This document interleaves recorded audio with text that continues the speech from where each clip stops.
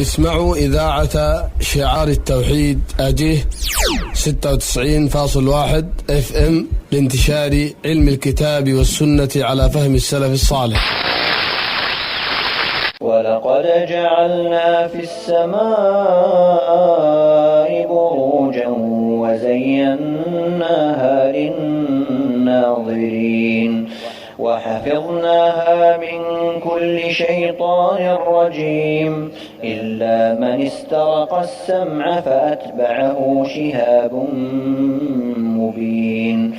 والأرض مددناها وألقينا فيها رواسي وأنبتنا فيها من كل شيء موزون وجعلنا فيها رواسي ومن لستم له برازقين. وإن من شيء إلا عندنا خزائنه وما ننزله إلا بقدر معلوم. وأرسلنا الرياح لواقح فأنزلنا من السماء ماء فأسقيناكموه وما أنتم له بخازنين. وإن من شيء إلا عندنا خزائنه وما ننزله إلا بقدر معلوم. وأرسلنا الرياح لواقح فأنزلنا من السماء ماء فأسقيناكموه وما أنتم له بخازنين. وإنا لنحن نحيي ونميت ونحن الوارثون. ولقد علمنا المستقدمين منكم ولقد علمنا المستأخرين. وإن ربك هو يحشرهم إنه حكيم عليم. ولقد خلقنا الإنسان من صلصال من حمأ مسنون والجان خلقناه من قبل من نار السموم.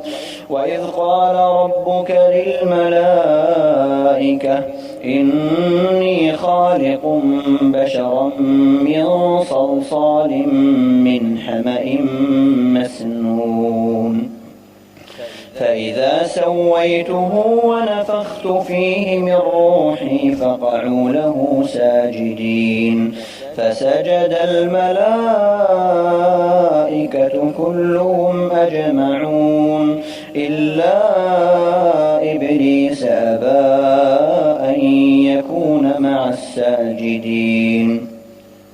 قال يا إبليس ما منعك ألا تكون مع الساجدين؟ قال لم أكن لأسجد لبشر خلقته من صلصال من حمأ مسنون. قال فاخرج منها فإنك رجيم وإن عليك لعنتي إلى يوم الدين. قال رب فأنظرني إلى يوم يبعثون. قال فإنك من المنظرين إلى يوم الوقت المعلوم. قال رب بما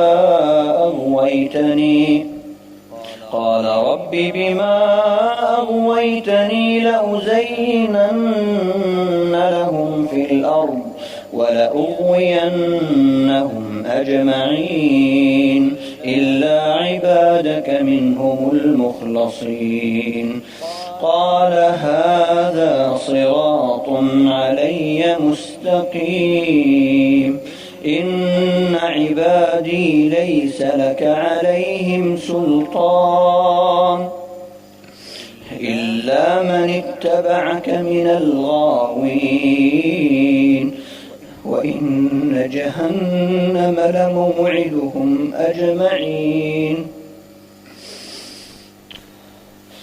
لها 7 أبواب لكل باب منهم جزء مقسوم إن المتقين في جنات وعيون ادخلوها بسلام آمنين ونزعنا ما في صدورهم من غل